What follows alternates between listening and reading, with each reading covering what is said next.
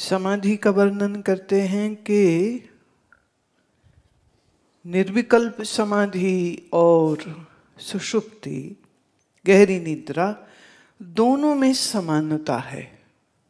क्या समानता है और क्या भेद है वो इस श्लोक से स्पष्ट होते हैं। तथा च अस्य सुषुप्ते च अभेदा शंका न भवति।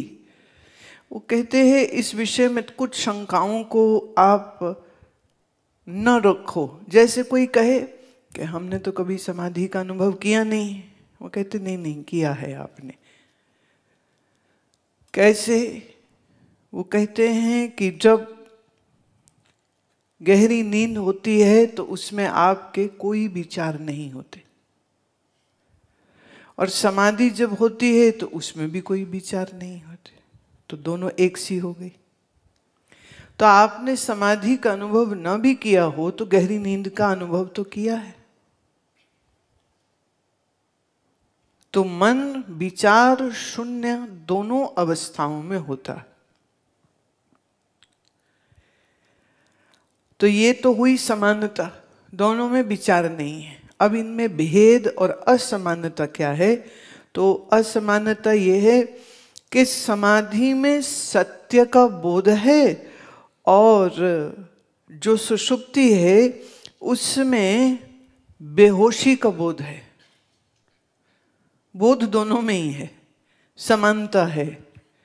उसमें मुझे कुछ पता न चला तो बेहोशी है, और समाधि में सत्य का पता चला तो पता चलना भी दोनों में एक सा ही है, पर एक में अज्ञान विषय हो रहा है और एक में सत्य विषय हो रहा है। तो something is common but something is different. तो एक तरह से वो बड़ी एक ढारस बंधा रहे हैं कि चलो आपने, अगर आप दुखी नहीं हो कि अरे हमें तो कभी समाधि लगी नहीं, वो कह रहे चलो सुषुप्ति तो हुई ना, सुषुप्ति जैसी होगी वो। पर सुषुप्ति में अज्ञान मुखरित हो जाता है और समाधि में अब मन किस में लीन हो रहा है? अज्ञान अवस्था में लीन हुआ तो सुषुप्ति है, और चैतन्य में लीन हुआ मन तो वही फिर समाधि है। तो इस निर्विकल्प समाधि का जो भेद है वो सुषुप्ति से इसी प्रकार है। अब एक बात थोड़ा ये समझने की भी है कि सुषुप्ति आपको हमेशा होती है, पर सुषुप्ति हो जाने के बाद भी किसी को आत्मज्ञान तो नहीं हो जाता। एक ही सत्य अखंड मात्र जो स्वरूप है उस पर बिना हिले मन आश्रित और टिक जाता है जब, इसी को निर्विकल्प समाधि कहते हैं।